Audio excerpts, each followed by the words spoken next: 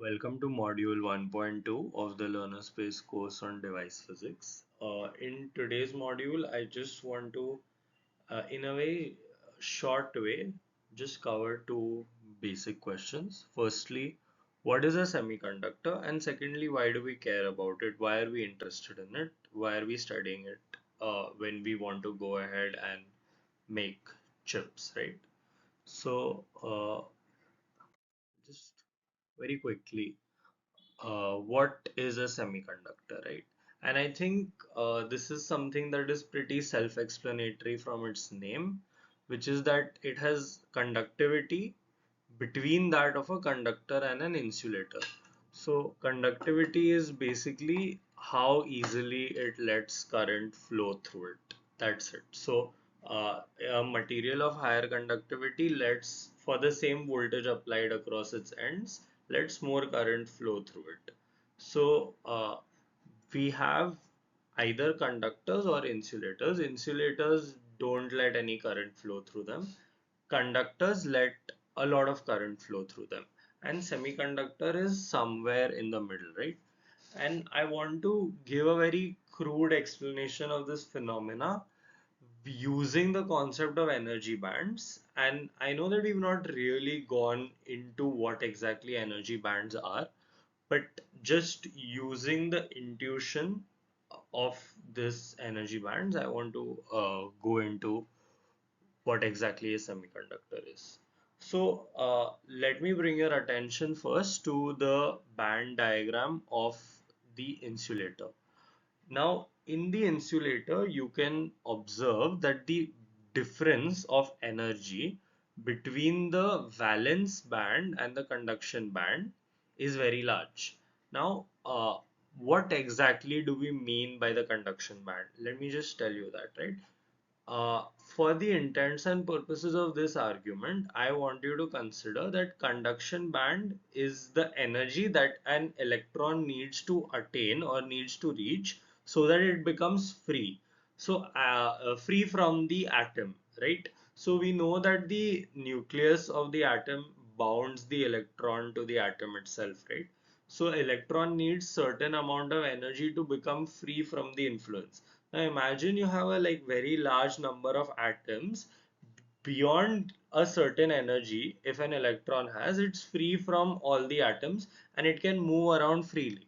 So how well your material conducts is a direct reflection of how many electrons are actually able to reach the conduction band. Now, bringing your attention back to the insulator, you can see that the difference of energy between the valence band and the conduction band, which is the second last band and the band it needs to reach for that electron to be able to participate in conduction, is very large. That means that this it's very difficult for any electron to reach the conduction band, and if there are very less electrons in the conduction band as a consequence of this, that means when you apply a certain voltage across an insulator, you don't have enough carriers to actually conduct the current, right? Because all your electrons are bounded to the different atoms and there are no free electrons for you to conduct, right? That's the basic logic when it comes to an insulator. Let's come to the other extreme, which is a conductor. In a conductor, your valence band and your conduction band, as it is shown in the photo, they're literally intersecting each other, right? That means that there is practically no energy difference or very little energy difference between them. Now, all these electrons have their own thermal energies. You have atoms vibrating around and these electrons hitting them. Even this energy is enough for an electron to jump into the conduction band. What this then means is that you have a lot of electrons in the conduction band, and whenever you give a voltage, these electrons can easily carry that voltage. So these are the two extremes. On one extreme, you don't have any electrons going into the conduction band, and so you cannot have any you don't have any free carriers, you don't have any current. On the other extreme, you have free carriers readily going into the conduction band without you even doing anything, and you have a lot of flow of current. Now, I want to bring your attention to the case in between both these cases where you have a small band gap. It's not like it's completely overlapping or the gap is very less, but the gap is not so large that electrons can never go into the conduction band. Now, what happens in this case, and I want to bring your attention to they've written a formula here, which is Eg equal to kT. Now, this formula is saying nothing else but that the energy gap between the valence band and the conduction band is of the same order of magnitude as the thermal energy at the given at any given temperature. What this means is that some electrons are there that will, even due to vibrations and thermal energy, be able to jump into the conduction band, but not enough probably for the semiconductor to actually start conducting current, right?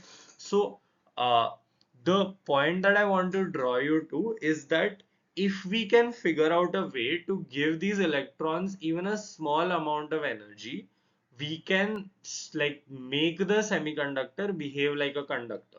And if we can like and take make a way to ensure that they are not getting any energy, we can make it behave like an insulator. So that is why we care a lot about semiconductor, which is what I'm going to move on to in the next slide. So let's talk about what is so special about a semiconductor, right? Why do we care about it so much? So the one single property that makes a semiconductor so special is the fact that its conductivity can be controlled easily by us. So, like I explained to you in the previous slide, the band gap is such that depending on whether we give energy or not allow it to get energy easily, we can control how many electrons actually go into the conduction band, and therefore we can control the conductivity, because how easily the material is going to conduct is a direct function of how many electrons go into the conduction band. So I have written down some of the ways that we actually do this control of this conductivity. So one way is that when you apply voltage across a semiconductor, you can give energy to electrons. And when you give energy to like when you use voltage in some way to give energy, this can be enough for the semiconductor to actually the electrons to start going into the conduction band. Second thing that we can do, which we'll cover more in detail, is that we dope these semiconductors with some donor or acceptor impurities. These impurities generally have a structured, like a atomic structure different, which means they have either an extra electron or a one electron less, which means that it's very easy for these electrons to go into the conduction band. What this basically means that we can, by how much we dope the semiconductor also, we can control how much it is going to conduct. So what I just wanted to bring your attention to is that we can do a lot of things with respect to how we dope it or what kind of voltages or biases we apply that can control the conductivity of the semiconductor, which means that we can do things that for the same material, in one case the semiconductor is conducting and in the other case the semiconductor is not conducting. And if you're following this logic, then it should be obvious that this is one of the properties that makes it most useful for an application such as making a switch, because this is exactly the kind of property we are looking for from a material when we want to make a switch using it, that we apply some voltage or do something that makes like in one case it makes it easy to conduct, in another case it makes it very hard to conduct. This is why we care about semiconductors, because using stuff that we can control, we can make them behave both like conductors as well as insulators. And like one more thing is that this control can be done easily because the band gap is already of the order of the thermal energy. So even a little bit of energy here or there can make the difference between conducting or not. So this is what essentially I wanted to give an introduction to the physics of semiconductors and tell you like why we actually care about it so much. So in the next module, we're going to dive into energy bands and talk about why they're important and how we use them in the context of semiconductor physics.